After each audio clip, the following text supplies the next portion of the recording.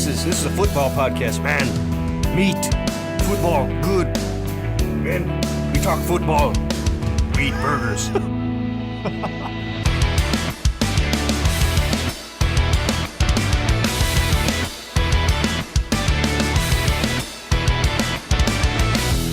Welcome back, one and all, to Scramble Drill.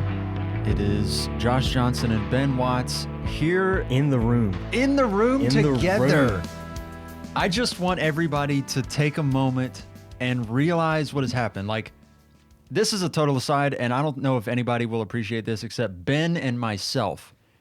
We've been doing this podcast now for, 3 years, 4 years? I feel like it's like 2 full years for sure. I feel like we're going on 3. We might be. I want to say like April or something like that will be 3. I have moved homes in the time that we've been doing this show. Things have changed. And we've been like building from the ground up slowly but surely. Like when we first started, it was a little jankier than it is now. Now we have, upgraded the equipment a little bit. Ben has gotten himself the God tier microphone. Oh, Josh is a big audio guy, huge, into all that stuff, super nerdy about it. I think it's cool, but definitely not as cool as he thinks. He's incredibly jealous of my microphone. There will come a day when we all have God tier microphones. But anyways, we are all here in the room. Everybody sounds crispy nice. It's just like a nice kind of, I don't know. It's a nice moment. We're all here. And we're recording this now. Landon's not here today, but he will be in the room with us tomorrow. Yes. You're probably going to get 2 episodes from us this upcoming week. I'm not sure exactly when this episode will drop. This one will probably go out to the Scramble Drill League because we'll go into the episode. It's kind of a special episode today, but yeah. Yeah, so this is a dynasty-focused episode. The one we'll do with Landon is more real-life football, breaking down the playoffs and things like that, and coaching changes and things like that. There's a lot of coaching stuff to talk about. Yeah. Some very boring coaching stuff to talk about. It's going to be a content weekend is what it's going to be. Yeah. Very excited about it. And we'll be recording right after the conference championships, too. So it'll be like 3 episodes in the span of like a week or 2 weeks. This is going to be amazing. So this one is, we started a league with listeners of this podcast this past year. Shout out to the listeners. Shout out to the Scramble Drill League. This is a league that, I don't know, like you start a league and you always are kind of fingers crossed that it will be Normally one of your leagues. You lose at least like 1 or 2 after the first year every time. Yeah, you're just like, okay, are we going to fill it with managers that we enjoy being in a league with? Is everybody, you're just like, I want it to be a good league. And year 1 in, it's an amazing league. Yeah, I've had zero issues with anybody so far. I mean, people aren't auto-accepting my trades, which we're going to have to talk about that. If I send you something, you just accept it, period, point blank. But other than that. I was telling you the other day that even in deals that I haven't gotten done, I have never had somebody come in there and, your home leagues, you get the deal that shows up in your inbox, and it's the most insane thing you've ever seen in your life. And you know who I'm talking about in the old Mully League. It's a nightmare. There's several managers that are kind of wild cards with trades, but there's one in particular I'm thinking of. Is he almost like gaslights you? Is you'll be talking to him like 2 days on trying to make a trade, and it's not even like a huge one. These aren't specific examples, but like say you're trying to send in Brandon Ayuk and trying to get like Roma Dunze, some sort of deal like that done, and you'll get to where you think you're close with him, and then he'll come back with you like 2 days later. He's like, what about Justin Jefferson? Like, no, we weren't talking about him. Yeah. It's a nightmare. It's sometimes incredibly difficult to get deals done with certain individuals, but that we have not had that be a thing at all. Knock on wood. I know. Knock on wood in the Scramble League. Anyway, it's been a joy. It's been a great league, and in this just episode, a powerful leader. I'm the commissioner of that league. You just have to have a strong hand on the tiller. Got to let them know who's boss. Yeah. In this episode, we're going to be breaking down our 2 teams in that league and looking at how we're approaching the offseason. It's probably not a good idea telling everybody what we want to do, but yeah, but I feel like also everybody in that league is pretty plugged in. So like you can look at somebody's team and tell what they should or shouldn't be doing as well. So Yeah, there are there's general overarching ideas for how every team probably should make moves. yeah, And I don't know that we're going to go into like specific moves that we're trying to do, but maybe we're going to talk about like, here's where my team is. Here's the kind of moves that I'm probably going to make with this team. And, look at what is on the team, what's even going to be there in a couple of years. And then we're going to power rank the league, yeah. which is a recipe for disaster. I did it preseason, and I think it ended up panning out fairly accurately. But I did it preseason, type it up in a Google Doc. I'll definitely have some more stuff coming out to the league throughout the offseason, draft grades and things like that. I inspired a lot of it from Landon Davis because he does all of this stuff for the old Mully League, which is fun. So trying to capture a little bit of that magic for this league too. But I figured an audio power rankings is fun, and it's also easier because we haven't been in this league. It's a relatively fresh league, so I don't know it by heart yet. You know what I'm saying? Right. Yeah, I'm still trying to remember like who is who with the team names. Yeah. I'm looking at how we have things ranked You out. I'm asked like, me which one is this? Who all throws lead to Rome is, which is my team. I've had to tell you twice in the past 5 minutes before we started recording. That's me. It's very difficult when you don't have, but like when you have your team name listed, but you don't have the username, because I'm thinking of these teams by the user of the manager. And if you're like me too, it's hard to know it by team name because I change my team name every year. You do. I like to have this totally random, but I like to have a movie reference or an office reference, and I just leave it for eternity. Yeah. I typically, I'm one of those guys, the boring, I like my name cleverly based around a player that I've got on the team. Yeah. But it has to be a player on the team. I don't do it where run CMC and I don't have Christian McCaffrey on my team. Like, that's not happening. It's got to be a player on the team. Every single redraft league I feel like I've ever been in, there is at least one team that is Run CMC. There's one Run CMC. I think everybody, I don't know if I can say it on the podcast, but everybody's got an Njigba's in Paris. Yep. Everybody's got one of those. It's not clever, guys. Guys, you can do better. It's not clever. I believe in the old log lead. My team was, I was very proud of it, was Gibbs Me Liberty or Gibbs Me Death. That was a good one. That's a good one. That was a good one. Mine, Very I don't even know. Very patriotic. Mine is just Threat Level Midnight. It's just like a very specific reference, and there's players come and go, but the team remains forever. I copied you one time in one league, and I was the Lizard King. Oh, that's good. From that was good. OG Office episode. I love that. Late season Office episode. That's great. Let's look at our teams. Yep. So we clarify. We will power rank it. We'll kind of tell where we disagree, but we just plugged it into Keep Trade Cuts power ranking just to kind of get a general idea of where they thought it was. And this is Dynasty power rankings, not how do I think the teams will perform in 2024, because that will be different. Because I guess to start off, like Keep Trade Cut has me as the number one team in the league because that's like picks. Keep Trade Cut has been at number one. You're darn right it does, because it's inevitable. All throws do lead to Rome, which is my team. It's going to happen.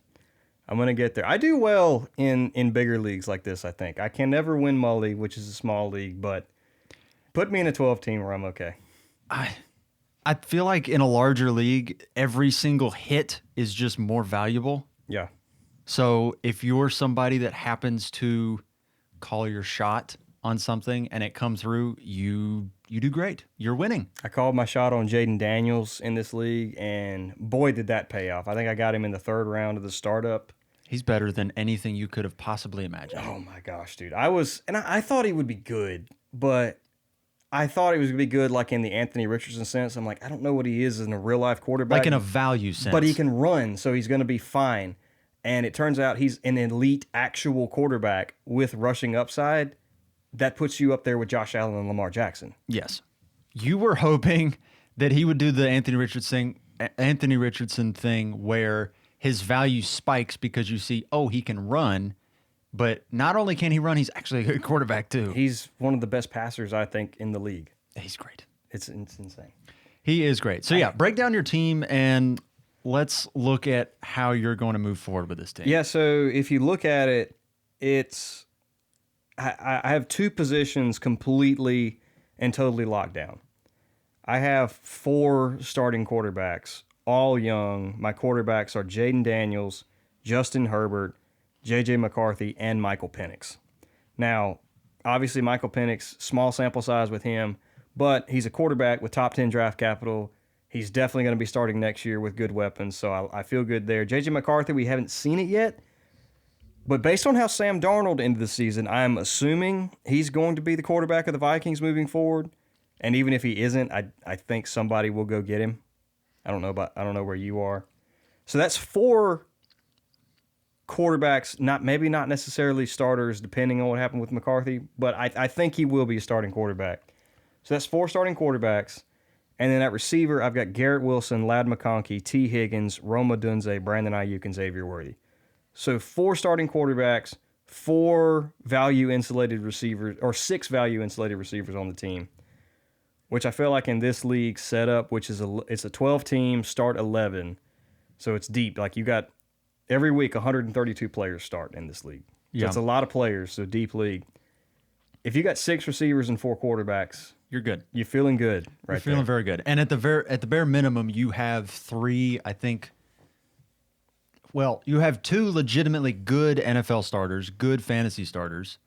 And then you've got Penix, who I know you're a Falcons fan, and so maybe you're right here with me, but I feel like Penix is going to be a very, very solid NFL starter. I think he'll be solid, and even still, like he's got Drake London and Bijan Robinson, which is going to help. Right. He's not out there with nothing. Right. And then it does leave you with the wild card of J.J. McCarthy, but you've got draft capital, so it's like at the bare minimum, his value is not going to tank because he's got team investment. Yeah, I think the betting odds, I would say McCarthy is the Viking starter. And if for some reason he's not, maybe I'm wrong, but with this quarterback class not being very strong, surely somebody tries to trade for J.J. McCarthy. Right. To get it. Like he would be the clear first overall pick in this draft class. Maybe if the team at 1 doesn't need a quarterback, Travis Hunter goes at 1, but like he would be over Shedeur Sanders. He would be over Cam Ward in this draft class. Yeah, potentially. It's hard. I'm trying to remember how I felt about him in draft time. Let's put it this way. At the bare minimum, he's in the conversation for top quarterback in this year's draft. Yeah, which is, that's a mid-first round rookie pick at the worst. Yes. So I feel good there. You don't need 4 starting quarterbacks in this format. You do not. So, it's not a secret that I'm definitely looking to move one of these quarterbacks. It's unlikely Jaden Daniels comes off my roster unless somebody's willing to give me. I would imagine he's going to stay. It is very unlikely Jaden Daniels comes off unless somebody wants to shoot me Josh Allen. That ain't happening. Justin Herbert, he's in kind of a weird spot. I'm not worried about Justin Herbert long-term or for fantasy next year. In fact, I think his fantasy upside could actually, or is likely to go up next year. But people probably still have a little bit of a bad taste from the playoff game, which we have seen linger into fantasy. Like if you saw Gabe Davis have 4 touchdowns for the Bills. That shot his fantasy value up all offseason, and I tried to capitalize off it. Didn't work, but I tried. Yeah, 200 yards, 4 touchdowns. You're like, give me a first-round pick, and people are like, oh, I don't know. But that's what I wanted. But it lingers and it stays in people's heads, so that could be there for Herbert. Also, Herbert's one of just my personal favorite one of players. the guys. Yeah, so I'm not likely to trade him. But Penix and McCarthy, I think I can do it. And the thing I got to pay attention to is the team it was sort of a productive struggle this past offseason, but now we're kind of in the middle to where I've got assets I think I could move to fill in spots that I need because I don't have a starting running back on the team. I do not. You have a lot of RB2s, not a whole lot of RB1s. And when we say RB2s, we don't mean like Aaron Jones RB2s. I mean running back 2s on their own team. Yes, you are hoping and praying for injuries with this team. Like, it's nothing personal, but a Breece Hall injury would shoot Braylon Allen way up in value. I've got Braylon Allen, Cam Akers, Gus Edwards is on this team, Yeah. and Trey Benson. You've got a Dalvin Cook sighting. Dalvin Cook is on he's a locker room guy. I needed the vet in there. So definitely a glaring hole at running back, which I'm hoping to address this offseason. I was really counting on Trey Benson being something, but then they signed James Conner, which honestly, James Conner is a guy I'm kind of looking to buy going into the season. So I definitely need something at running back. Also, my tight end is Dallas Goedert and Noah Fant, which, to be fair, Dallas Goedert is a reasonable starter. Like, he's not going to, I know tight ends suck, but like, he's not going to kill you if he's your starter. And this is a tight end premium league.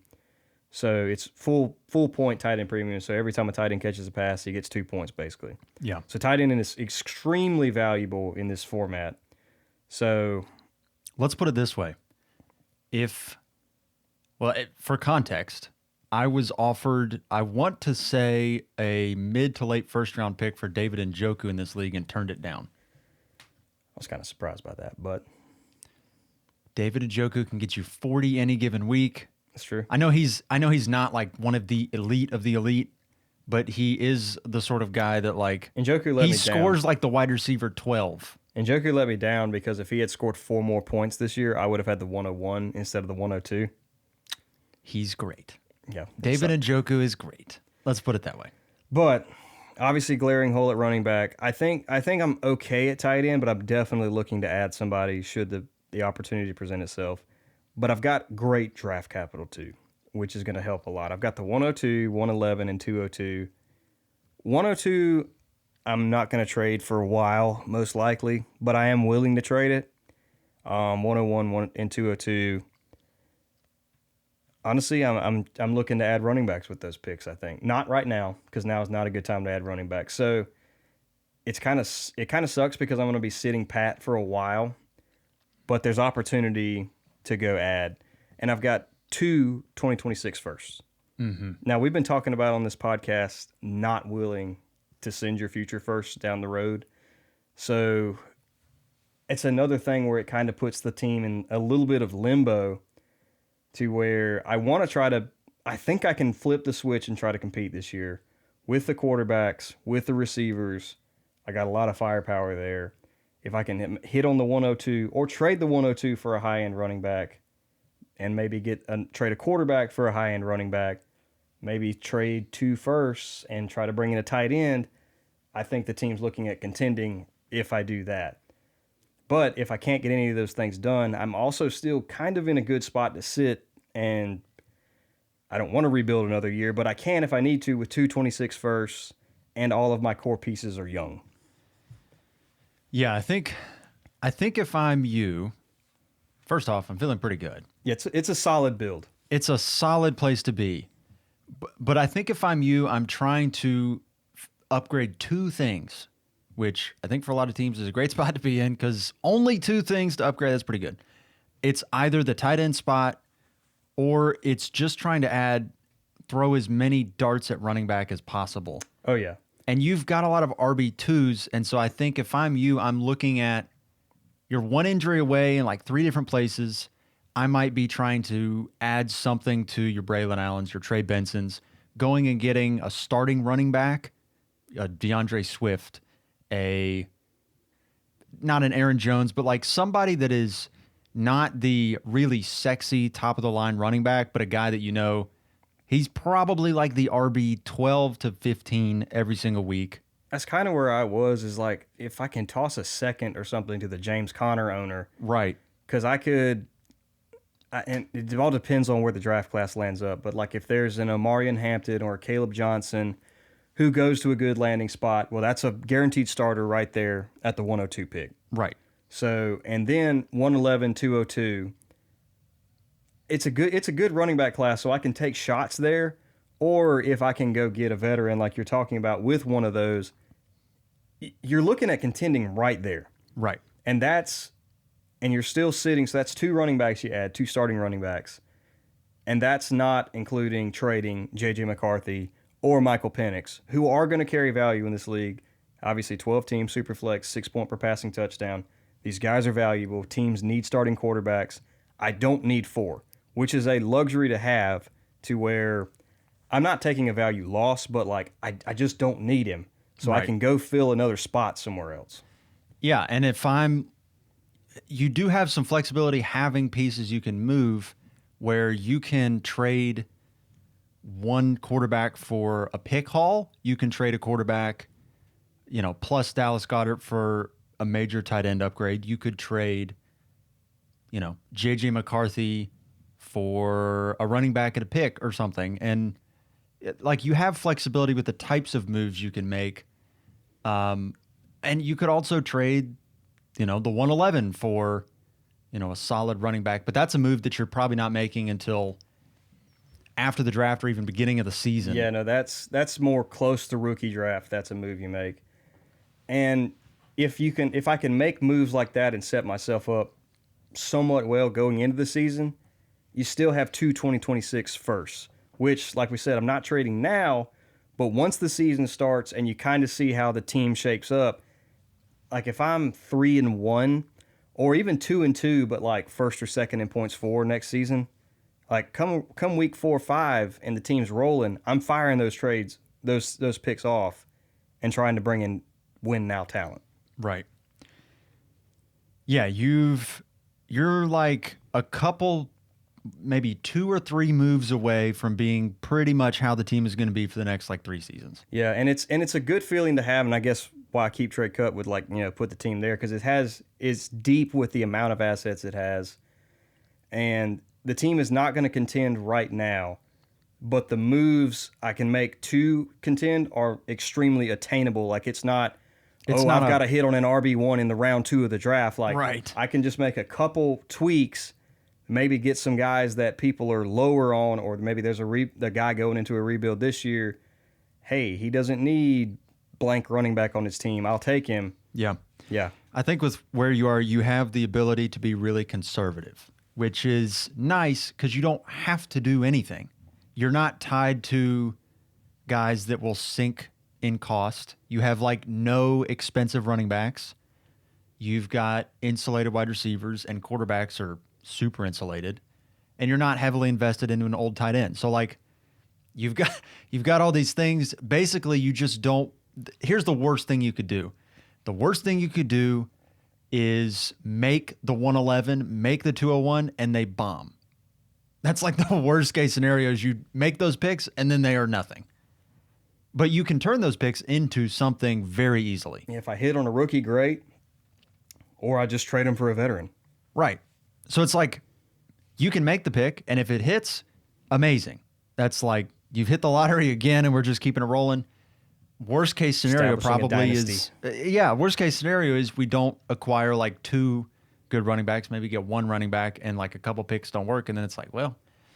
And I feel like the portfolio is diverse enough to where even if those don't hit, oh well, I can still trade McCarthy or Penix or somebody like that and still get what I need. Right. Without hitting on those. Obviously, I would like them to hit, but that would be ideal. Listen, if you make the picks and they hit, and you make the 1 of 2 and it hits, and you trade McCarthy or Penix or whatever, and you get studs in return, it's okay, this team could be a problem if I make the right moves here. Yes, you're at kind of this, and obviously you can say that for any team, but where this team is at, I have margin for error basically. Right. I mean, there's leagues where, you and I know this, you get to a point where the team is pretty much locked in, but you don't have flexibility. Yeah. It's a competing team. You got great assets, but there's not a ton of moves to make. This one has competing assets. It also has dynasty assets, and there's moves to make. This one is like the off-season dynasty dream. It's fun. Yeah. It's fun. Yeah, it's great. It's a fun team to have. Let's look at my team. I'm also very excited about this team. It is not quite at the same point in the process that yours is, but the the idea behind it is mostly the same. I don't like this team, Josh. Okay. All right. Well, this is a short I'm podcast. just kidding. The concept in the startup was to take receivers early and often, Which you did. which I took receivers early and I took them often. Acquire tight ends because it's tight end premium, and getting the right, like the guy who ended up with Brock Bowers, I got him in like the 4th round. you kill everyone. Having a tight end that really scores points for you is amazing. I took a shot on Kyle Pitts. I don't think that one worked out, but I did get David Njoku, which is just fine. I think you can really survive there. And then I had what did I do? I had Lamar Jackson. That was right. I had Lamar, and I tiered down during the season for Drake May and 2 firsts. That was a good move. That was my big in-season move, and then the other thing that happened was I got the 101. So this was not a good team this past year, but the future does. When look I ranked nice. these teams preseason, I did have you at last, Which was the correct thing to do. and I had because myself at 11, and I got the 102. So I was spot on. You nailed there. it. You nailed it. So this is what the team's looking like. We've got currently Drake May, Bo Nix, and Geno Smith at quarterback. We have DJ Moore, Malik Neighbors, Marvin Harrison, Keon Coleman, Adam Thielen. What else?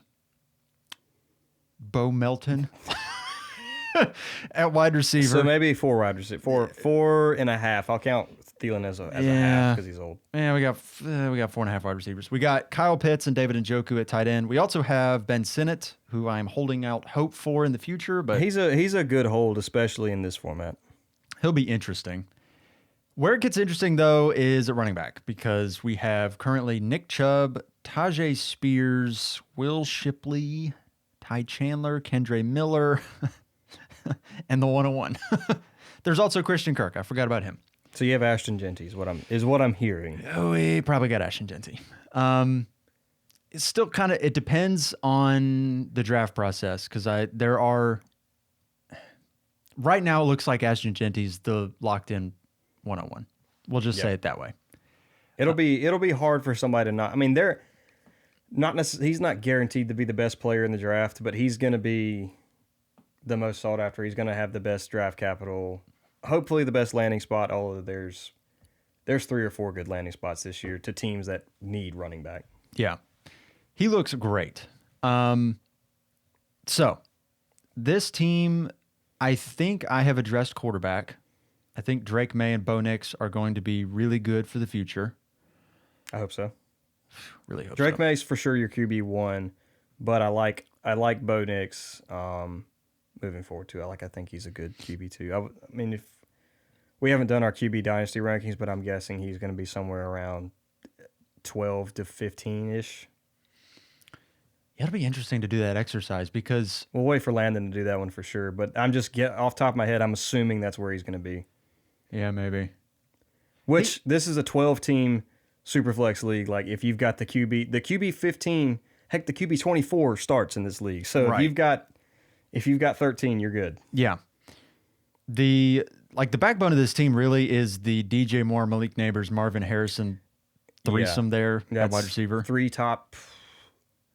top 10 dynasty receivers, and then DJ Moore is still probably close to top 15. Yeah, he's 27 years old, and he has Caleb Williams And Ben Johnson. and Ben Ben Johnson. Johnson is the kicker there. Imagine if he is like an Amon-Ra St. Brown kind of. I was just thinking, like, Rome doesn't play like Amon-Ra, but DJ Moore can. Like, can you picture the toss to DeAndre Swift, pitch it back to DJ Moore, runs for 30 yards? I'm incredibly excited about what Ben Johnson's going to do with DJ Moore, because I think DJ Moore is somewhere in between. He doesn't play quite like these players, but it's like a little bit of Debo, like a little bit, a whisper of Debo, and then also like an Amon-Ra St. Brown, like can really be an elite slot. He's like Debo in the fact that he's plays great like after the catch. He plays like a running back when he has the ball in his hands, but he's a better wide receiver than Debo is as well. I think so. Debo's much better No, I'm not after the catch. Yeah, I'm not saying like, Debo's bad or by any means. Like he's probably better after the catch, but they both play like running backs. But as a pure receiver, DJ Moore is better than Debo. Yeah. He's also got like a 1,300-yard season under his belt already. With Justin Fields. With Justin Fields. So who is not a starting quarterback in the NFL? He's not. So that's pretty great. And then Neighbors is amazing, and Marvin Harrison, fingers crossed that one bounces back. I think he's probably going to be fine. Yeah, people are too low on Marvin, so I'm not trading him unless you're getting another top 10 receiver back. Right. Where this team is interesting, obviously the moves to make are the 101 is going to be a nice piece. There's the 201, 211, 2 first-round picks in 2026. Yeah. So there's future here, and these, like the early second and the late second, they can be interesting pieces. I still need to dive into what this class is going to be. I think the 201 at least is probably going to be a pretty decent piece. That's probably something that can contribute. There's going to be something you can trade. Yeah, there's going to be something there that somebody your league will like it, or even, heck, even if it's not a deeper league, there's still going to be shots that you're going to take. Right. If you got the 201, you're fine. It doesn't kill you if the 201 misses. Yeah. We've got Nick Chubb and Tajay Spears locked in at running back right now, which is not great. That's not what you want. So the things to address here moving forward are obviously running back. Running back is not in a good spot. I probably need 2 to 3. I need 2 at least competent starting running backs in the league, like 2 guys that you feel good about. I will say, though, like in this type of league format, you really don't need to be RB heavy. You can get by with one really good running back and like a decent RB2. So like in the off chance that Nick Chubb comes back and can produce like the RB20, that can be a really decent RB2 in this type of league format. We'll talk about Landon's team a little bit later, but like last season, he made, I think, the semifinals, and for most of the season, his running back was David Montgomery. Yeah. That's all he had. Yeah, you really need one good running back that you can feel good about. If you've got depth at other positions, like if you're deep at receiver, you just need one. Right. And so pretty much where I'm looking at it is the receivers are almost there. I probably need 1 or 2 more. Quarterback is fine. I think tight end right now is fine. Like if there's an opportunity, Njoku's going to be fine moving forward. Njoku's just fine. And if Kyle Pitts is somebody you can put in your flex in this league format, that's fine. Which I think now he's a flexible player, but he's not like you feel amazing about him. Let's be clear. I understand we're done with Kyle Pitts, but before I'm just talking about in this league format. Like let's at least see what an offseason with Michael Penix looks like. He's never going to be that guy. We know that. But if you can, when you get tight end gets 2 points just for catching a pass, if he can be flexible, you're happy. Yeah, you've got a 29-point week, a 20-point week, a 22-point week, 18.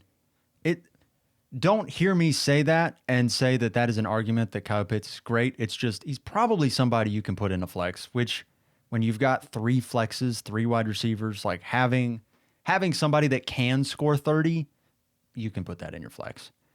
Adam Thielen is currently a flex. That's probably not where we want to be in the future, but I think with this team, it is probably, if everything goes great, this could be a team that's a frisky playoff contender-ish team next year. I'm not really counting on that, though. I think this is a team that probably is not great again next year, but with what I'll be adding this offseason, hopefully, and then the 2 firsts next year, it's a team that hopefully will be ready to rock and roll the year after. Yeah, that's kind of where I would be too. You've got chances, and I don't hate necessarily the idea of either of these. If you wanted to compete this year, I think you're in the tier down range to where you don't. If you want to do that, you don't need to be making the 101. You need to trade that for multiple other pieces. And that is the thing. Like the 101 come draft season always gets crazy value. Yeah. Like, last year I had the 101 in a league, and obviously it was a wide receiver 101, and so that might change how the pick is valued. But I was able to trade the 101, which would have been Marvin Harrison, for Amon-Ra St. Brown in a second. You feel pretty good about that right now. You feel great about that. But I So, mean, like, even when Bijan was the RB, the 101 that a few years ago like that, I don't think there was necessarily a value dip if you took it in a vacuum at the time, Marvin Harrison Jr. versus Bijan, they were probably the same. and Brees It would have Hall cost you the was- same to get that. Yeah, and Brees Hall was probably about the same as well. So, And it's gonna be the same thing with Ashton Genty this year. yeah, there's probably going to be an opportunity at some point to trade the pick for a Hall. I don't want to speak that into existence because I don't know if it will happen or not. But if that opportunity comes, my team is in a spot where it would probably be good for me to do that. Yeah, I think, and not saying that it will happen, but I'm kind of with you. Like Ashton Genty, do not get me wrong, would be great if he's on your team. He's going to be great for future seasons and down the road too, especially with 2 first-round picks in 2026. But it might be of better value to your team as a whole to bring in to not have him as in like get a bunch of pieces for him. This is the sort of team where if you can trade the 101 for, the 104 plus a future first plus a second, you make that deal. Because like we said, you start 11 in 12 teams. That's 132 players. You get a lot of spots to fill. You're not, and that's the difference, I guess, between yours and mine, is they're in a similar spot The builds team-wise are right now. The builds are the same concept. The general concept of the builds is pretty much the same. I think you've just hit on more things. I hit on more things. I was able to. You traded Lamar Jackson for Hall. I kind of did something similar with Josh Allen. The only thing is I also hit on Baker Mayfield in the draft, so I was able to like flip him too. So that's where I got a little bit extra. Mine just has a little bit more firepower if I wanted to contend this year versus yours is probably the year after. Right. So maybe it's interesting because like it could be a team where it's ready to go. It could also, I would not be surprised at all if this team gets the 101 again next year. I don't think you'd be too upset if that happened. I wouldn't be mad at all. No. If you can add some Arch Manning or whatever is there. You're definitely trading a quarterback if that happens. Like Listen, Bo Nix is gone if you get Arch Manning. oh my gosh. Trading a quarterback is a nice spot to be in.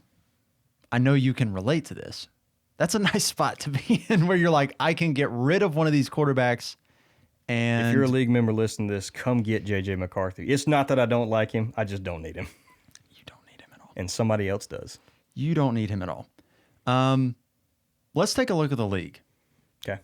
So do you want to go 10-1 based on how Keep Trade Cut has it, or do you want to go 1-10? Let's just go 1 to 12. That's right. It's a 12-team league. It is a 12-team league. Pay attention. We are not posers.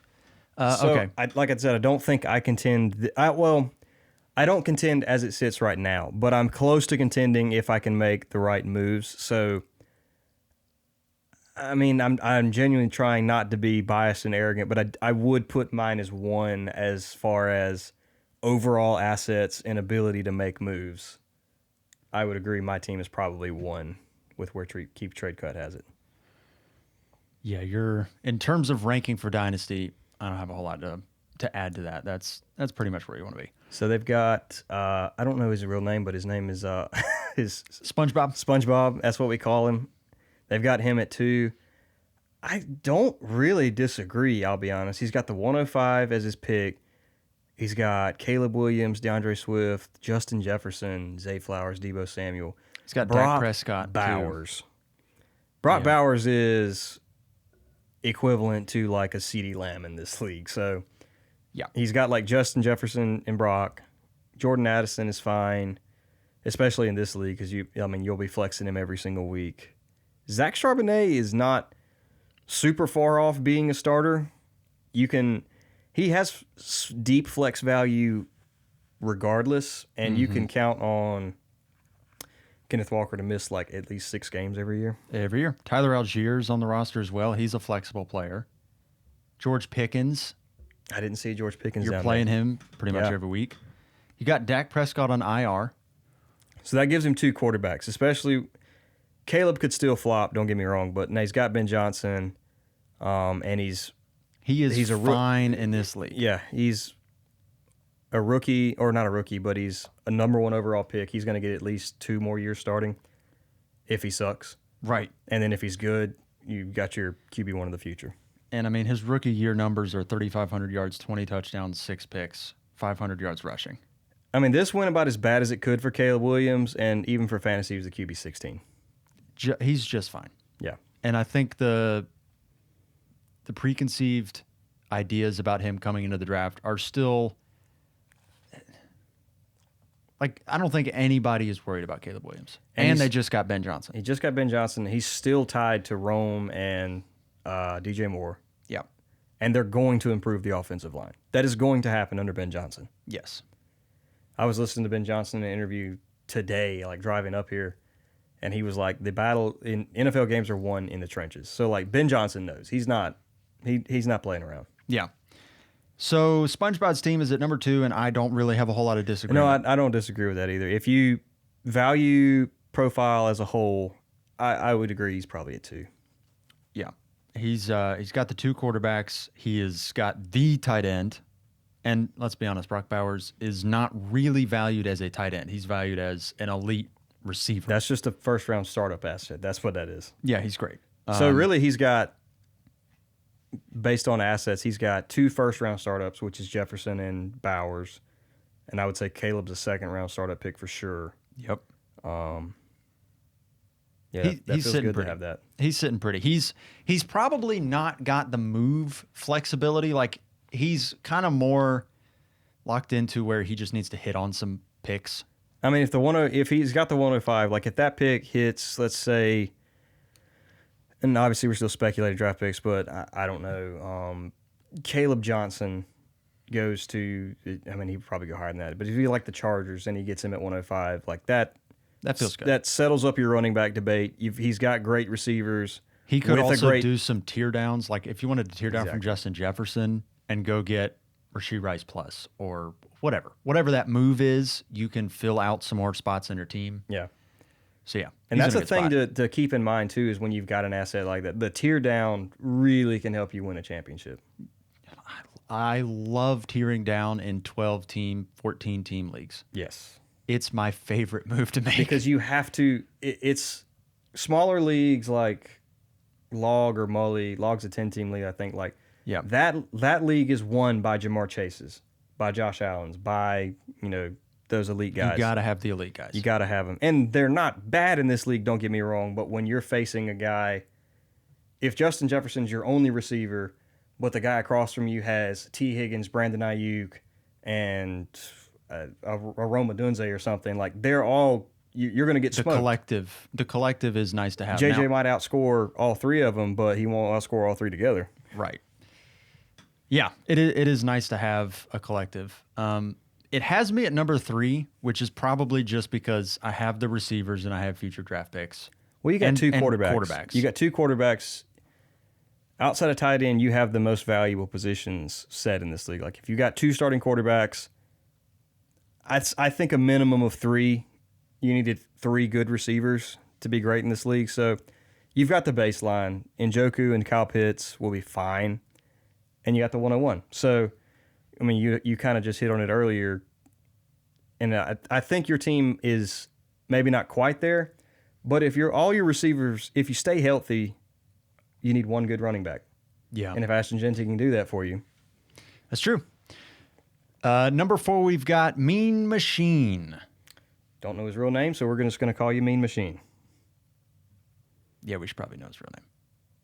Well, he's a listener of the league. Nick Mez. He's in our Discord. Yeah.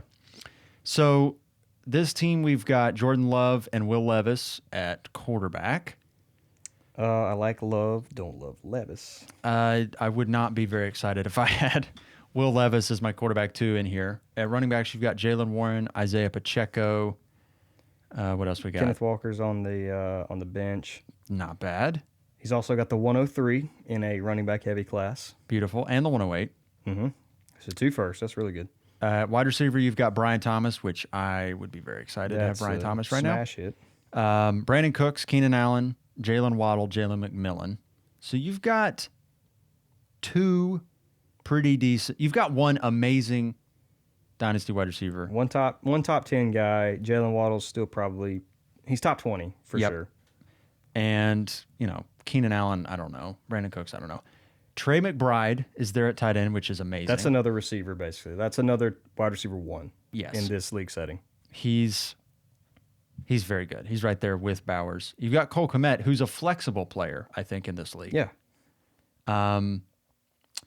What else do we have? And then it's picks. So, and you've got Isaiah Likely, who I think would have been a candidate to be in the flex most weeks this year. So he's got, kind of depending on where things go with Isaiah Pacheco, but if Isaiah Pacheco keeps his starting job, he's got 2 starting running backs for sure. Obviously, count on Kenneth Walker missing at least 6 weeks. But there's that. Yep. But I'm going to say probably count on 3 starting receivers. Yep. For sure. And an elite tight end. So I think Jalen McMillan, was he your third wide receiver? No, I was counting Keenan Allen. Or maybe Keenan. Oh, actually, no, I think I was counting McMillan. Okay. Because I would count McMillan as the third dynasty receiver that, you can probably play him most weeks. And his value is going to spike because Chris Godwin is more than likely going to be gone. He could come back for sure. Yeah. But more than likely he's going to be gone because I think he's an unrestricted free agent. Here's McMillan's last 5-week finishes. Wide receiver 9, 18, 19, 14, 13. Oh, he finished with his hair on fire. He went 21, 18, 16, 23, 19. He scored 5 weeks in a row. Sell high. Sell him. Maybe, but also he could be something. He could be, especially with an elevated role in an offense. Especially in a Baker Mayfield. Now, I know Liam Cohen left, so I don't know how much of it. But we have 2 straight years with 2 different play callers where Baker Mayfield's been pretty good. Yeah. I don't know how much of that is Mike Evans and Chris Godwin and whatever else, but Baker Mayfield is the common denominator. Evans is still going to be there, but he's going to be a year older. So McMillan is the young guy. Yeah. Chris Godwin's probably not going to be gone. So I don't know. Yeah. I don't know if that means Kate Otten is going to be interesting. How about this? Heading into the offseason, I'm counting him as an asset. Even if he's an asset I'm trying to sell as soon as I can, that is still an asset you're counting on. Right. You've got several interesting tight ends, and you have the tight end 2 in Dynasty, and I think it's not really all that close. There's a gap from 2 to 3 for sure. Big one. Yes. I think Trey McBride is closer to Brock Bowers than 3 is to McBride. So he's kind of like you and me in an interesting spot to where the team could turn around, but in a 12-team league, there's always going to be holes on your team regardless, especially with deep rosters. Yeah. It's just going to happen.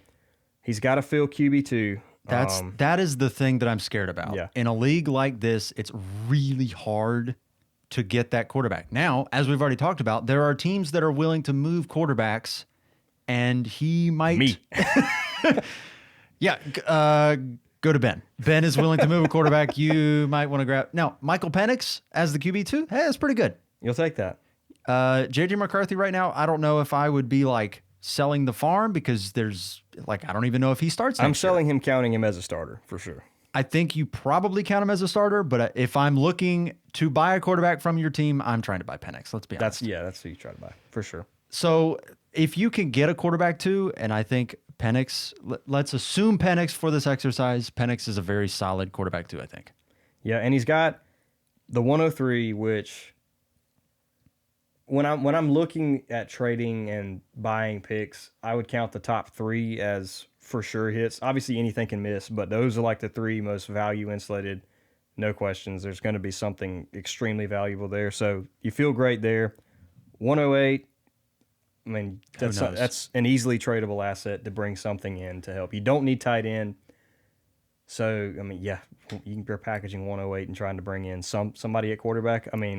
Yeah, or a receiver. A Baker Mayfield or somebody. I don't know if the Baker Mayfield owner sells at 108, but he might. In the grand scheme of things, that's probably where community is going to value Baker, is a mid-first-ish. You get your hair on fire for Shadur Sanders. Maybe he falls. Yeah, that could happen. Cam Ward is in this draft, so I don't know how early they go. It's a super flex league, so I would imagine people get quarterback hungry and they try to get one, but yeah. But also, and I'm not saying they couldn't hit it all. People view this as a down quarterback class too, so they're going to push running backs up the board. Yeah. They're going to push at least 2 wide receivers up the board, which, as it sits, is going to be like McMillan and Burden. So you're going to look at a quarterback sliding to the mid-first, sometimes maybe Possibly, late first. yeah. And even still, I would not at all be surprised if like Cam Ward has an amazing pro day, everybody freaks out, and then he becomes the consensus 101. And then everybody's like, we got to go get this guy. Yeah. Because he's going to be the 101 in the draft. And, you know, I mean, if a team gets hot and bothered, the Raiders or somebody like that goes and gets him. the scenarios exist where that could happen, but you're right. Yeah. So, So no, where do you have him at 4? it had him at 4. Yeah, I think I'd agree with that. That's pretty good. Hide your RBs, Mr. Kurtz. Number 5. This one, I think we're going to disagree a little bit with keep trade cut. I Here's have a feeling. here's my what's the word I'm looking for here? Here's my disclaimer. I am not a big fan in deep leagues of building through the running back position. I just want to say that from the get-go so that like you can hear my bias from the beginning so that you know like when I see a team that their value pieces are at the running back position, I get a little scared because running backs are so freaking volatile as assets. They're like they're the cherry on top on my dynasty teams. I will say the 2 he's got are 2 of the ones you feel very good having. Yes. That is Jameer true. Gibbs and Devon Achane. You feel great about them. Yes, Jameer Gibbs. I mean, we'll talk about it when we get to dynasty rankings, but I'm almost willing to put him over Bijan, but I'm putting him not. He's right there. I'm not putting him lower than Bijan. They're literally even. So you have the dynasty RB 1 asterisk basically. 1A or B 1A or B. or 2, but yeah, and he's right there. Achane is pushing. He's right. I at would like probably have 4 him or at 5. 4 Yeah. or 5 right now because I'm going to put Ashton Genty over him. But still, he's right up there too. He's right there. So you do have great young running backs. Yes. You've got Rashad White. Yeah. Let's be honest, we are not Rashad White fans. We never have been, never will be. You've got, let's see here. You got Austin Eckler. Can I interest you in some? No. Okay. He's my least favorite player. One of my least favorite players. Terry McLaurin's up there right now. You've got at quarterback Jalen Hurts and Feel great about that. and Daniel Jones. Kurtz is also an Eagles fan, so it doesn't surprise me he has Hurts. Hurts is great. Yes. Feel great about him. You have no quarterback 2. Nope. You're currently looking at Quentin Johnston in the superflex spot. Believe it or not, Quentin Johnston is also his wide receiver 1. Yeah, so the wide receivers are Alec Pierce, Calvin Austin, Marquez Valdez-Scantling, Kayshawn Booty, Trey Tucker, Quentin Johnston, Emmanuel Wilson, Michael Wilson. Okay, you get the picture. Now you can see where the disagreement comes. I'm not worried about Achane, Gibbs, or Jalen Hurts. He's got Sam Laporta, who's a fine. Sam Laporta is just fine. He's a in fine a tight tight end end. premium league. Yeah. That's just fine. We talked about one running back can do it, but the wide receivers, man, that terrifies me. Yeah, I would not want to have Achane and Gibbs on my roster week 1 next year if I'm the manager of this team. They are getting shipped out for picks and receivers. We're not telling you what to do, but this is where we would think about things. Their value right now is very high. Oh, They're gone. you could get the 101 for Gibbs. You probably could. You could get the 102. I'm going to tell you right now, yeah. you probably could get the 101 for Gibbs. Yes. And but honestly, I don't know if I mean that's a fine thing to invest in because it's going to go up in value, but it's going to be adding Ashton Genty, which is another running back as it sits right now. I just feel like he needs to be going after higher value insulated pieces. Yes. That is the thing. It's you have pieces that are valuable, but their value is not very insulated. Yes. Jalen Hurts and Sam Laporta, to me, are the 2 most valuable pieces on this roster. Well, I would say Gibbs. Okay, yes. Hurts and Gibbs. You're right. Yeah, Gibbs and Hurts, definitely. Laporta, to me, is more insulated. No. Gibbs is more... Dude. It might be Achane's more insulated than Laporta. I don't know. Maybe. I don't know. Gibbs, I know he's still got 3 years under contract with the Lions. Yeah. It's just if there's a knee injury, ugh.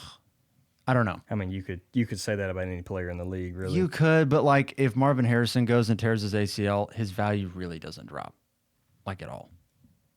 If Jahmyr Gibbs tears his ACL next week, and Dave Montgomery plays as the RB1 all year, like I don't know how far he goes. I don't but want that to happen. I don't either. Every league that I have Gibbs, I also have Montgomery, so I'm okay there. You would be okay.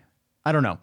There's not a ton of insulation there, and I do think when you have running backs that are valued higher than they ever have been, it's probably a good idea to sell when you've got needs other When you've got other no places. Receivers. Literally not a That is not single top 20 dynasty QJ receiver. as your wide receiver 1 is no wide receiver. I don't know where QJ is in keep trade cut rankings. I'm going to guess he's outside your top 30. I'm assuming he's the highest I could see him be is in the 40s. So there you go. That is not quite the build that I want, but there are pieces I think you He can does move. have 2 firsts. Yep. And I will say The value here is picks. the quarterback could be solved. Yes. If Shador or Cam Ward obviously go top 10 and then the rest of the league pushes wide receivers and running backs up the board. I could very well see Cam Ward or Shador being available at 106. I'll actually be surprised if one of them isn't. I'm going to be honest with you. Yeah, because you're going to have all these running backs, and you're going to have Ted McMillan or Because Luther I'm Burden. going to go ahead and sort of mock. I'm going to say Genty's going to go up there. McMillan is going to go probably top 12, so somebody's going to take him inside the top 4 picks. Who's McMillan? What? Ted McMillan? Ted McMillan, okay. Yeah. And then like one of Hampton or Caleb Johnson is going to get a good landing spot. One of them is going to go top 3. Yeah. Luther Burden's probably going in the first round, which will put him in the top 5. So that means one of Cam Ward or Shador is going to be there. Probably. And you hope they hit? And that's assuming another running back doesn't get pushed up the board too, which I think will happen. Probably. It's interesting. And you also have the 2 firsts in 2026. Yeah. So he's got pieces. If it does not work out this year and he keeps Gibbs and A-Chain, he'll still be fine. I will say this about Kurtz. He has some sort of wizarding ability to hit on his draft picks. He does. Every league I'm in with this dude, it looks bleak to go into the season, and he nails 1 or 2 things just right. And we're like, how is he in the playoffs? I will never forget the season where this guy had nothing to the point that we waived his buy-in. We said you don't have to pay money to be in this league because it's that bad. He took over an orphan team. It wasn't like he sank the team. Right. He had no first-round picks. He had like 3 seconds, though. Puka Nacua, Jahmyr Gibbs, No. Sam Laporta. Hit, Devon A-Chain. A-Chan. Puka Nacua, A-Chan, Sam Laporta. No, he didn't. I don't think he got Nakua, but he hit Stroud at like 109. That's what it was. He hit Stroud at 109, then he hit A-Chan and Laporta in the second round. That's And then right. he traded Stroud for Puka, That's right. which at the time we didn't like the pick, but given how C.J. Stroud's past season just Not went, bad. it actually turned out pretty well. Not bad. So yeah, he has an ability that I think matters for something in this exercise. Yeah, he's gifted. Let's see here. Who's next? We have, if I can put in my password correctly. On the computer. So they've got him at 5 for Dynasty. Would you lower him down? I would. Yeah. But I'm thinking also, so too. I haven't really seen all the rest of the teams, so maybe I can think of a couple others I'm probably going to put over him just because I do know some teams in the league. So at number 6, Keep Trade Cut has Mr. Commissioner Davis himself. I'm going to spoil. I think I definitely prefer Landon's team for sure over his. So, oh man, Landon's team is good. yeah, it is. Landon's team is really good. He just doesn't have the picks. He doesn't have Kurtz the has, picks, but he's got players. I think his players are all relatively value insulated too, or at least a good number of them are. Yeah, he's got Kyler, Sam Darnold, Jared Goff, Justin Fields at quarterback. So you probably have 3 starting quarterbacks. I don't imagine Justin Fields gets a job. You said, oh, I missed. Did you say golf? Yeah. Okay, yeah. Yeah, you got Goff, Darnold, Goff Murray. is in a 12-team league like this. He's a Goff very is good- very fine as a starter. Very good QB2. Sam Darnold will be starting somewhere. Yes. Yeah, if it's for Minnesota, great. If it's somewhere else, he's going to get a deal somewhere. Yeah. Running backs are Alexander Madison, Brian Robinson, Dave Montgomery, Christian McCaffrey, Jonathan Brooks,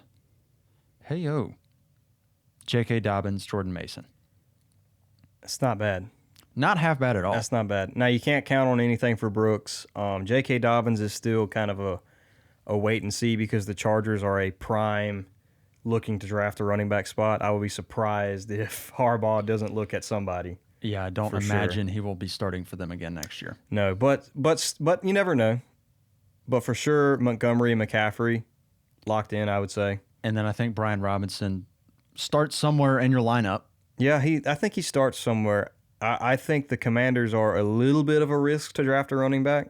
I wouldn't be shocked, but they also have much bigger needs than running back as well. Yeah. So we'll see. At wide receiver, it's Drake London, Jamar Chase, Mike Evans. Feels pretty good. That feels very good. Mike Evans, DeAndre Hopkins, Andre Yoshivas. Who else? Luke McCaffrey, Chris Godwin, Deontay Johnson, Curtis Samuel. For sure, Godwin, Evans, Chase, and London. So you got 4 for sure. Yep. And if Evans falls off a cliff next year, we keep thinking it'll happen. I don't think he'll hit a cliff. I think his value is going to, or his production is going to continue to go down. Like I'm gonna say next year he doesn't hit 1,000. Okay. My bold prediction, but like he's still going to be fine. This man has hit 1,000 yards 11 times. He has 1,001 yards, 1,006 yards, 1,004 yards, 1,051 yards. He's got 6 seasons. 1,035 yards. Over 10 touchdowns. Yeah, Mike Evans is still going to, especially in this. The point I'm trying to make is he's made 1,000 yards by the skin of his teeth like 7 times. Not 7. He's the Kansas City Chiefs when it comes to hitting 1,000 yards. Actually, 5 times this guy has made 1,000 yards in the final week of the season. Yes. That's just unbelievable. I don't know if that's amazing or if that's just bizarre, but it is what it is. It's hilarious. Anyways, we don't need to talk about Mike Evans all that much. Tight ends. There's Jonnu Smith. Yeah. Which I think is probably pretty decent. I think Jonnu Smith still starts next season. Okay. So he explodes this year. And I don't know how in on him I am in the future, just because he's been a journeyman for so long, and then to have like a spike mad year. At you, by the way. I know. To have a spike year like this, I don't know if that's the sort of thing where I'm like, okay, this is the new normal, where he's a top 6 tight end because he's with the Dolphins and they just scheme him touches. Like, I feel like it's not a super sustainable kind of thing, but at the same time, he does or did have like a first and second read role in the offense, which is not nothing. No. And if he stays with Miami, you're looking at a potential Tyreek-less Miami. We'll see how the offseason unfolds, but he's made it clear he wants out. Yeah. So I don't know. Maybe he runs it back and does the same thing. I don't know. I don't know if he's necessarily a tight end 4, but I still think he's startable in this format. He's probably startable. We can agree that he's probably startable. I don't know if I feel amazing about him as my tight end, but he's probably startable. The other tight ends are Brenton Strange and Mike Gesicki, which are probably not startable. I mean, I think of that group, I think you'll find a starter somewhere. Maybe a couple weeks. Mike Gesicki had his couple week run without T. Higgins. And now we're looking at a potential season without T. Higgins. Yeah. We'll see. I don't know if I'm... Yeah, that is true. I don't know if I'm counting on him, but yes. So all that to say, Mr. Lana Davis here has... I think he's got a team that's probably competing next year. He made the semifinals this past year. I don't think a whole lot's changing. I mean, he's got quarterback set, he's got running back set, he's got receiver set. And tight end, he can figure something out. He doesn't have a first because he traded that to try to win it this year. Yeah. Which, no fault there. Just didn't quite work out. And he's got his 26 first, so he's got that in his back pocket if he needs it. And there's always the potential that you've got a Christian McCaffrey labeled nuclear bomb coming Yes. Which in a league like this, if you have the guy that's just... I can't believe he pulled off a Christian McCaffrey trade. He did. Yeah. Let's see. What was that trade?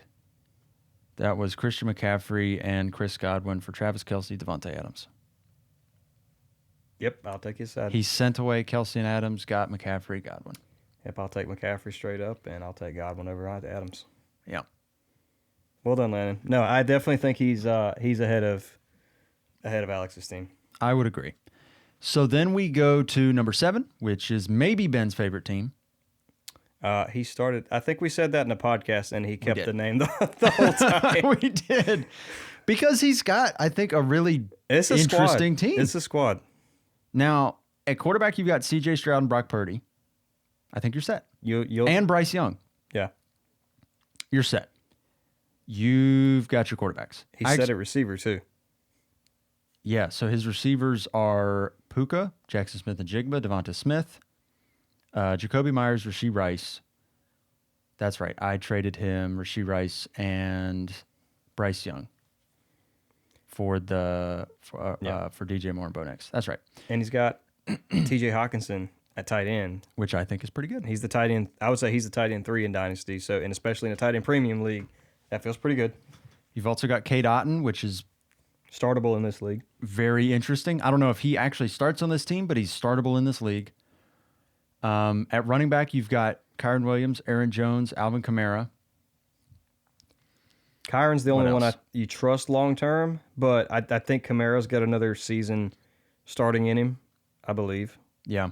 And then Kyron's going to be fine. Aaron Jones don't know what to do with him, but he's there if you need him or if something happens. This is the sort of team where you're probably in the mix for a championship next year. Yeah. Assuming some health here, I think you're right there. And assuming Bryce Young is like a startable quarterback the whole year. I bring that up just because if you have an injury at quarterback, you've got like another guy you can feel good about. Or, come playoff time, I mean, you can trade him. You can. You can trade him. Having that third quarterback does give you the ability to tier up, tier down, or something. You like having 3 to have the backup, but at the end of the day, if you're going championship, you don't. I mean, and you got to need somewhere. Fire off that third quarterback, and if an injury happens, I mean, you can't predict that. It's just tough. You've also got the 110 in this year's draft, no first in 2026. Mm-hmm. So this is like a. But he traded that when he was trying to make a run this year. Yeah, he traded his first to me. So I've got his 26 first. Give it back, Josh. Be nice. I think this is a team where you're probably in the mix, one of the final 4 teams, and you're probably making competing only moves. I honestly I might would jump him above Alex as well, just because with the receivers he's got, the quarterbacks, tight ends, and even running backs, like I think he can compete this year and next year for sure. And probably, if you play your cards right, he's probably a 3-year competing team. And make moves if he needs to. He'll never have to hard rebuild, I don't think, with this league. At least not for a while. So even if he has to take a soft something reboot, goes wrong. Yeah. So there's that. I think I might put him over Alex as well. Yeah. Just because I got like his receivers. 2 to 3 year outlook better. You've got the receivers and you got the quarterback, and I think you also have tight end. Yeah, it's the 2 to 3 year outlook for me that makes me want to put him above him. So I think all the most valuable positions in this league format, you're pretty much set. You're the moves that you're going to be making are running back moves, which I think that's what I always want to do. I want to be adding in. I want to need a running back. Yeah, I don't mind having my RB2 be Aaron Jones or Alvin Kamara. No. That feels pretty good. Yeah, no, I like this team. I do too. That's probably why we said it was maybe Ben's favorite team at the beginning of the year. That was right after the startup. I said that there were some good moves made. Things worked out. Yeah. Number 8, Mr. Juke Skywalker. Juke Skywalker. That's a nice little team name there. Mr. Fausto. He's got running back set, that's for sure. My gosh. Saquon and Bijan. And Chase Brown. Yeah. He's got a little bit of the Alex going on to where I don't trust the receivers. Yeah, the receivers are Juwan Jennings, Christian Watson, which I think is probably not somebody you can start. Josh Downs, pretty decent. Chris Olave is the wide receiver 1, healthy Oh, next yeah. year. Yep. Stephon Diggs is probably startable next year, right? If he comes back to the Texans, which there's no guarantee he does, but I wouldn't be surprised if he comes back to the Texans given the Tank Dell injury. Yeah. No firsts this year and 2 seconds in 2026. So he doesn't have any firsts. Because he traded 2 firsts to me to get Lamar Jackson. So he's got Lamar Jackson at quarterback and Joe Flacco, Russell Wilson, Anthony Richardson. You don't trust Richardson, I'm sorry. You don't. He's not a count on anymore guy. I hate to say it, but you do not count on him moving forward. You do have Lamar, though, which, was the quarterback 1 this year, is probably quarterback 2 in Dynasty moving forward. Yeah. He's right there. I guess the issue with this team, if there is one, is that you have great running backs. You just don't have other cornerstone pieces. Your tight ends, Jake Ferguson. Jake Ferguson's fine. Especially, I think he did get a contract extension last offseason with the Cowboys. So I think he's definitely a fine startable tight end. He is fine. He is startable. I don't feel amazing about having him as my tight end. And in tight end premium, when you're you feel okay because he's going to be scoring some points. But at the same time, if you go up against the guy that's got Trey McBride and you have Jake Ferguson, you're like, well, this is there's a mismatch there. I'm going to be down in that regard. Your good chances are Trey McBride is outscoring Jake Ferguson every week. You better smoke him at the other positions. Right. And you have the best running back this year. 2 top 4 running backs. And Chase Brown, I think, is going to be really good next year as well. Yeah. 2 top 4 running backs, 1 top 12 running back. So you've got some pieces. The build is just a little shaky because I think your cornerstones are not insulated. Yeah, I think what he's heading towards is I think he can try to run it back this year and probably be fine. The running backs and Lamar will definitely keep him contending. But when his cliff hits, he's going to be looking at a hard rebuild versus a soft rebuild. Right. I think today you can start making some tear downs and you'll be okay. You can trade Bijan and Saquon. You can trade Saquon right now and probably get a lot. Yes. I would be wanting to trade Saquon for a lot. You can even move Chase Brown for a lot. I think people are very excited about him. And you can do exactly what I did, and you can go find somebody to give you 2 firsts plus a decent quarterback for Lamar. Yeah. Problem is he just bought Lamar, so I don't think he's going to do that. Yeah, well, I don't want to trade Lamar. And you don't need to move him. He did make the trade because he made the playoffs. He was trying to make a push. So don't blame him at all in that regard. Right. So, And it just didn't quite work out. But you're in a spot where I think you do have some moves to make. It's a little shaky if things don't quite hit. Yeah, I think if he doesn't make moves, he's okay going into this year, but looking at a potential hard rebuild. Or he could maybe try to get the ball rolling on a soft rebuild, sell some guys while they're hot, and then hopefully, not be looking at maybe contend this year, and it's going to have to take two years off or so. Right. So he's at number 8. At number 9, we have our good buddy Landon Hewell, the James Robinson fan club. Why is he so low? His team must be trash. I think he has he's got 1 first and 26.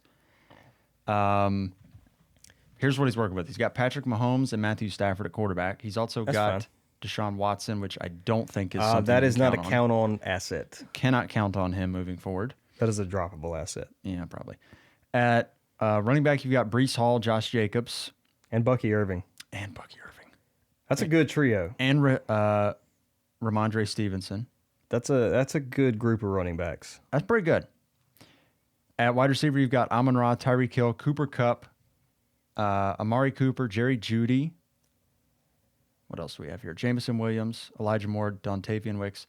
Pretty decent wide receivers. Yeah, that's not bad. They're older. Tyreek Hill and Cooper Kupp. I mean, Amon-Ra you're counting on for sure. You can count on him for the future. And I think Jerry Jeudy, probably somebody you can count on for the future. This man just had 1,000 yards. Not just 1,000. He had 1,229 yards. He made yards. the Pro Bowl. Yeah. He had almost 1,300 yards. I don't think he should have made the Pro Bowl over Brian Thomas Jr. I'll say that. No.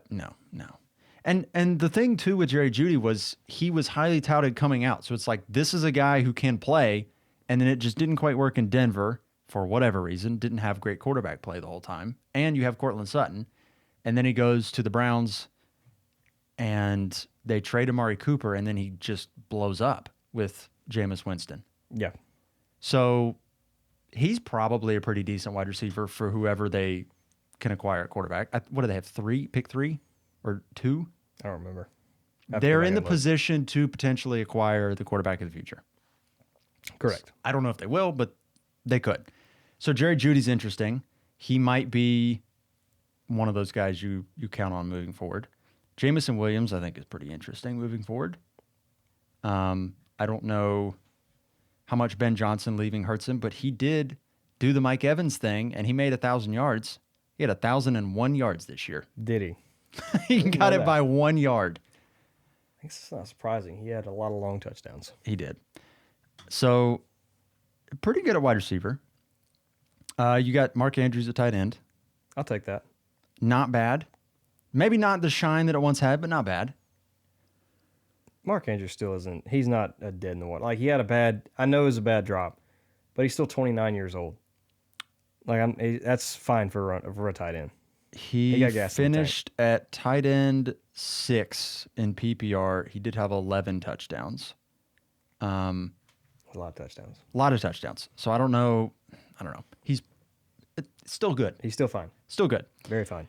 How do we feel about this team overall? I feel good about maybe less so from the long-term perspective, but I have every confidence in this team. Like, this team could absolutely run it back next year. Stafford's a little bit shaky at QB2, but he still will be fine. Like, there's the retirement looming overhead for him, but he'll be a fine QB2 if he comes back next year, which he should. Cooper Kupp, Tyreek Hill. Kupp is very iffy at the moment. I'm not sure he's a Ram next year. No, I don't think he's a Ram. Tyreek, also iffy, but I do think he's going to be returned to probably a top 12 receiver next year. Wherever he ends up, if he stays in Miami, he's going to be fine. If he goes somewhere else, he's going to be fine. He's still got gas in the tank. I feel great about running back with Bucky, Jacobs, Brees. You need one running back for sure if you got good positions everywhere. Well, he's got 3, and he's okay everywhere. And he's got quite a few wide receivers that you feel okay about throwing in the lineup. The question is just going to be, do you have a quarterback too? Because I think if you've got a quarterback too, this is a team that's competing.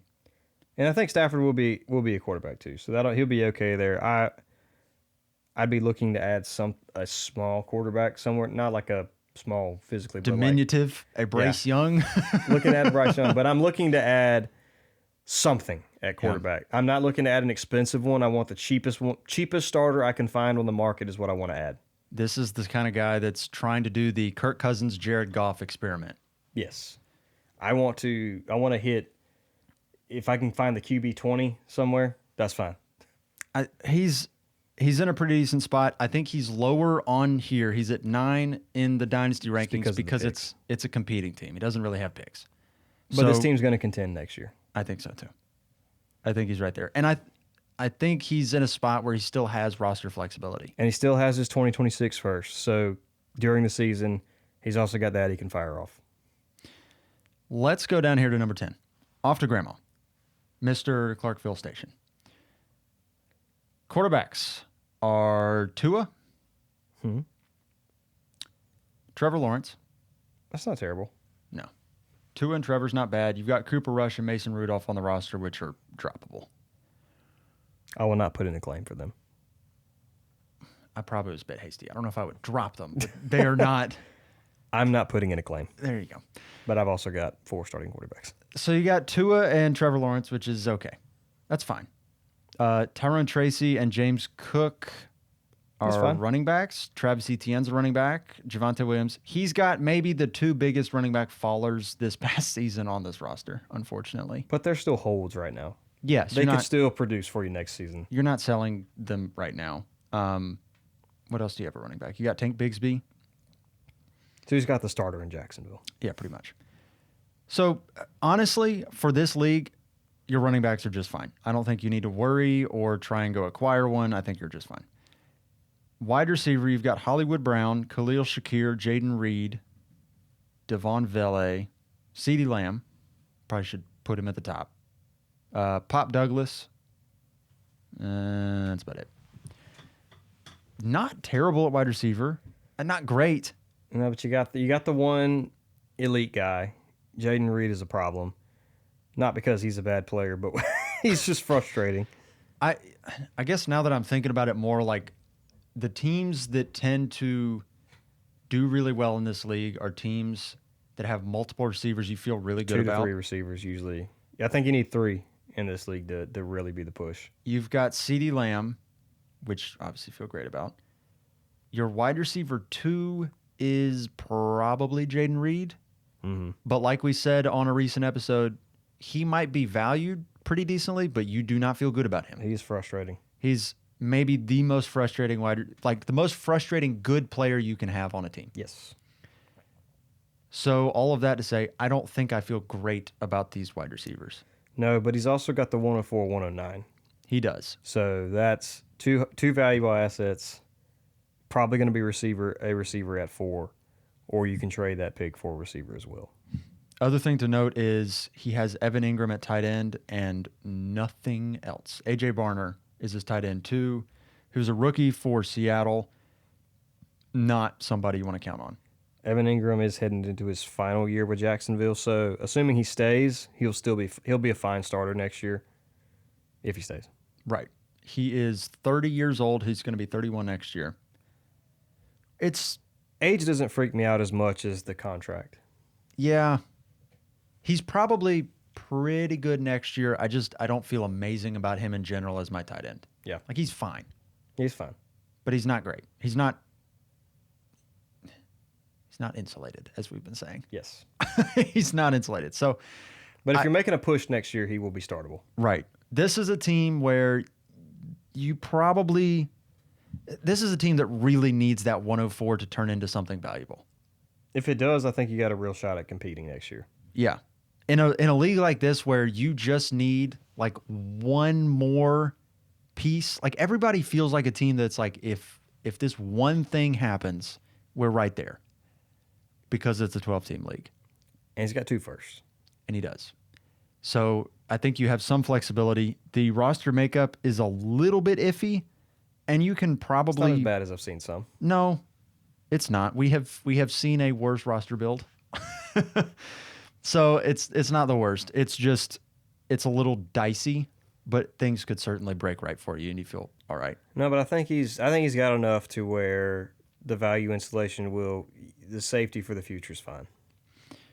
Let's go down here to number 11. It's Kirko lost his chains. The reigning champ of this league. That is fascinating. The They've reigning got him champ is at 11. Dead last. Second to last. Guy didn't trade any firsts either. Wow. Maybe it's just That's because it's crazy. all competing assets. But the competing assets aren't bad. I mean, you got your QB1 locked in. Derrick Henry, I know, is iffy, but I'm assuming he's got another year in Baltimore. I would imagine. Jonathan Taylor's fine. Yep. A.J. Brown is fine. Calvin Ridley, believe it or not, is fine because he got a big contract in Tennessee, so he's insulated there. And they have the 101, so they're probably going to add a quarterback. And they have the 101. DK Metcalf is fine. Tucker Kraft is fine. Cortland Sutton is fine. Courtland Sutton's fine. George Kittle is fine. This is Very tiny premium fine. league. Very fine in this league. Darnell Mooney was fine this year. Really, the only problem I see is in again, not telling people what to do. It's going to be hard for this team not to be contending next year. Yeah. Outside, he's got to figure out QB2. He does that, and he might be the favorite at going in the offseason to win. This is the kind of team that I think is a big time candidate to go after a Bryce Young a Michael Penix, a J.D. McCarthy. Yeah, no, I'm right there. I think he needs to add a cheap quarterback. I'm not looking to add an expensive quarterback. I'm just looking to add somebody. Throw it out there. I have Geno Smith as my quarterback 3. He is available. I don't know what I'm not using the podcast to make a move, but I'm just saying. I don't know what Geno's future looks like in Seattle. I don't know. He's probably their starter next year. Maybe. But but that's the kind of starter I'm looking to add if I'm him. Like, I am heavy contending. I've got a legit shot to go back to back. I just need the QB 15 to 20 to put in that spot, and I think I can run it back and contend. I just don't need Aaron Rodgers. No. You need a starting quarterback. Right. You've got Derek Carr as well, which is... What is his future in the Saints, honestly? Not good. I think the question with him is, like, where are the Saints picking? Can they get a quarterback? Probably not. Draft order is probably something we should have in front of us. I have a feeling Derek Carr probably plays at least half the games as the starting quarterback for the Saints next year. Because they're not getting Shedeur, they're not getting Ward. The Saints pick at 9. They could be a team that does the Panthers deal that traded up from, 8 to 1 and got Bryce Young. I don't see them doing that, but they could. I would not see it. They could. They're in the range where it's like possible. I don't know. I guess pending the future with Rodgers and Carr, I'm looking to add a cheap quarterback. Yeah. But other than that, not too bad. Other than that, I feel good. He's at 11, which is, I think, just keep Trey Cup being rude. Yeah. That's keep Trey Cup. I mean, he's fine. He's literally fine at every position. He's not unbelievable at one versus the other, but when every position is good, you're going to contend. Right. And that's what he did. He won the championship. Number 12. Rip. The last team, according to Keep Trade Cut, is Mr. Jake Wicks. Wide receivers, Special Farm Upstate. Dang, they decided they do not like Jake's team. I'll be honest. I don't fully understand the team name. It was because all of his receivers got hurt, so they got sent to a special farm upstate, like when your dog dies when you're a kid. They write him emails. I like that. I like what he did there. I get it now. I can appreciate it. The quarterbacks are Baker Mayfield and Josh Allen and Jameis Winston and Malik Willis. I think you feel good about quarterbacks. Yes. Running backs are James Conner, Jerome Ford, Chuba Hubbard, Joe Mixon. That's it. Not bad. No, that's good. I think Chuba, and Najee Harris, don't forget about him. God forbid. Chuba Hubbard, you feel pretty darn good about. Joe Mixon probably is pretty good next year. I would imagine James Conner is interesting next year. Jerome Ford could be a starter next year, but I don't see it. I don't feel great about it. You have options. No, but he's the classic, kind of like, Kirko Chains is he's the classic vet. Like, this is a heavy contender. Yeah. This is a heavy contender. Where did he was the runner-up. Yeah, he was the runner-up this year. That's amazing. The two guys that were in the championship. He was dominant during the regular season. Absolutely dominant. He was. Yeah. His wide receivers are Terry McLaurin, Devontae Adams, Nico Collins. He's got 2 tight ends there at the flex spots. Other wide receivers, Adonai Mitchell, Roman Wilson, Tyler Lockett, Darius Slayton. So you got 3 receivers. I mean, I think he's got what you need to run it back. Like, he's got Travis Kelce, Chigo Okonkwo, Dalton Kincaid at tight end. Yeah. That's fine in a tight end premium league. Older running backs, but they're all starting, and they're all going to start for him next year. And 2 elite quarterbacks, I would say. Yeah, I'm not sure the long-term future of this team. It's tenuous, but it's probably a competing team next year. Yeah, I mean, I think he's looking in the same vein as Kirko Chains, and who was the other? And Duke Skywalker, to where this team could head into a hard rebuild in a couple years, but you're contending for championships, guys. I also don't fault a team for trying to go all in and win it, and he was in the championship. And Jake's probably put here at 12 by Keep Trade Cut, again, because he doesn't have any pick. Like, he traded his 25 first and 26 first, but he brought in Allen and he brought in Baker. and it almost got him a championship. He came very close, and he can run it back again this year. So I can't fault him for that. I don't blame him for not having picks. I would just run him back. I do think with a team like this, if it doesn't work out at the beginning of the year, you have some flexibility with this lineup to where you can make some moves. Like you start out 1-3, get them all out. Yeah, I mean, Travis Kelce's, it's a tight end premium league. Somebody's probably going to want him. Somebody will throw you a second for Travis Kelce. Yeah. You've got Terry McLaurin and Devontae, which are interesting. I think Terry could carry late first value still for a team. Yep. Especially after, what was it, 15 touchdowns this year? Screw Terry McLaurin. I don't even talk about him. Yeah, you don't like Terry McLaurin. No, I don't like Terry McLaurin. Devontae Adams, don't like him either. But he's going to carry second round value, assuming he goes. I would assume he starts again somewhere this year. Yep. Nico's great. Nico actually could be a sell sneakily if things don't go well. Get like a haul for Nico. I would not be upset there because he is a little bit older like he's going to be 26 next year. Again, that's fine. That's it's not. I'm not worried about a receiver like that. But it'd be kind of like the AJ Brown conversation last offseason. Like if you're not going to contend this year, get a dang haul for him and try to re-roll the dice. You could certainly do that. Yeah. Yeah, and the running backs are interesting. Good grief. Yeah. Honestly, Baker might be a sell right now. Yeah. Just because I think you don't want to be the team, because I get it. It's really hard to have a void at that second quarterback spot. Like I was in that spot. It was in a different league, which wasn't like the most active league. But I was trying to get a second quarterback all year long. And I couldn't do it. I couldn't do it. I couldn't put a deal together that would work. Eventually I did. And I think now I've got like 3, 4 because of Michael Penix, you picked him up for nothing, or I think maybe I got him as a throw in, and there was something else I can't remember. But, some things happen and things work out. But still, I get not wanting to be in that spot. But Baker Mayfield might be the best value he's ever going to be. I could definitely see him being like, he's never going to have a season like this again. Get what you can. And what is he, like third in touchdowns the past 2 years or something? Let's just go ahead and hijack Jake right now. If he tries to sell you this Baker Mayfield, don't let him. We're filibustering. Yes. Sorry, Jake. Holy. That's the league. I have Jake's 26 first, so if y'all want to pillage him and get me the 101, that's fine. Listen, you have perfected the art of acquiring a first that seems like it's going to be a mid to late first, and then it just bombs in value. I can do that. It's so frustrating.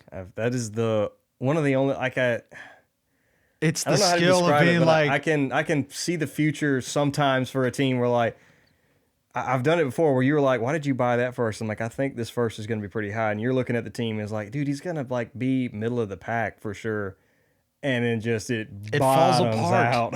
I was like, I told you, I thought it was going to be a high pick. Let's put it this way. If Ben tries to trade for your future first-round pick, that means he's telling you your team sucks. You need to look at your team and have like an introspective. I'm like, what's wrong here?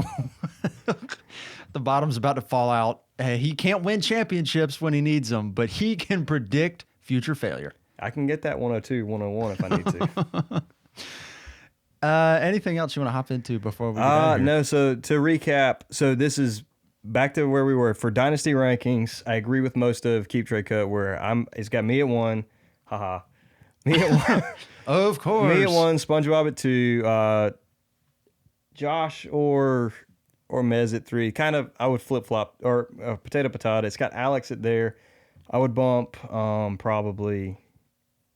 I'll be honest. So Alex is at 5 and no shot. Ooh. But like he's probably closer to 8 or 9 for me. I would say he's probably closer there too. And it's nothing against him personally. Like he's got the draft picks to where his team could. He's be good got in it. the The future. picks have to work. If Exactly. Yeah. you have the value that you can do things with, but like you have to turn those things into producing assets. Again, I don't even know if Alex listens to this, and we're not telling him what to do. But if I'm the owner, I'm trying to kind of hit a reset button. I'm going to move off of some of the less value insulated stuff, see what I can bring in, and then kind of look to maybe 2026 trying to compete again versus this year. So, yeah. But other than that, I think I don't necessarily, it's so hard in these scenarios to where it's got Kirko and Jake at the very bottom, like just because either they're picks or maybe they don't have like the best wide receiver group or the best quarterback group in the league, but every position is fine. It's hard to put them like at the bottom of these rankings because they're going to be contenders for sure this year. Next year, the year after, we'll see. So you kind of got to blur that line. I think the top four have the most long-term value, the most flexibility they can do with their teams. Yeah. But they also might not contend for championships this year either. That's what's so interesting about this league is so far I think we've had, like, there haven't been any moves where you're like, that's super questionable. It's been pretty fair moves for the most part. We've seen some, there's been some moves where like, I think one guy did better than the other, but nothing atrocious. Nothing too bad. And we're also going into year 2, and so you haven't seen teams really separate from the pack yet. Yeah. You can probably make an argument 1 through 12 for any team making a couple moves here or there and then being in the championship. And then you've also got to think, it's the lens you look at it. Like, you know, if you're Jake or Kirko, I don't really care that Keep Trade Cut has me at number 12. I can win a championship Brother, next year. I can win. I can win the freaking thing, so it's fine. Yeah. Super fun league. This was a blast. We went an hour and a half. I figured we'd been long on this one. So we also didn't have it like super planned out. We were kind of figuring everything out on the fly, reacting and deciding our own thoughts. So shouts to everybody who made it all the way here to the deep end. This was a blast. I mean, if you're in this league, you're in it bad for Dynasty Fantasy Football. We're not a big podcast, and the guys who are in this league messaged us as soon as we sent it out, like, hey, I want to be in the league. Yeah. Which is great. I really appreciate that. Yeah. It's one of the reasons the league's been so good. It's because these guys are plugged in. Yeah. I mean, it's one of the things that I think has been a nice breath of fresh air. You played Dynasty for a while, and you have your leagues with people you count on to know, like, okay, this league is going to be fun. But then you join new leagues, and it's kind of a roll of the dice. Like, I don't know if I'm going to like this league. Like, we have joined new Dynasty leagues in the past couple of years that have been fun, but it's... Like, I've got my core group of Dynasty players. I know it's like, you know, you, Landon, Jake, like all those guys. If push came to shove and, like, I needed a quality Dynasty manager, like, I know I can get one of those guys. I got, you know, a group of 5 or 6. I know these are good managers, good guys. They pay attention. They'll answer trades, all that. Yep. But then if you're in a 12-team league, that's only half the league. You got to have 6 other spots, and it's been really great so far. So that's all we got for this one. Yeah. Have a good one, everybody. We will see you probably when we're looking at how the actual NFL shook out. Who knows? We'll be recording something with Landon tomorrow. That'll be before the conference championships. And then I will leave. And then we will record another episode in a few days reacting to the conference championships. Lots to look forward to. Yeah. Have a good one, everybody. We'll see you in the next one.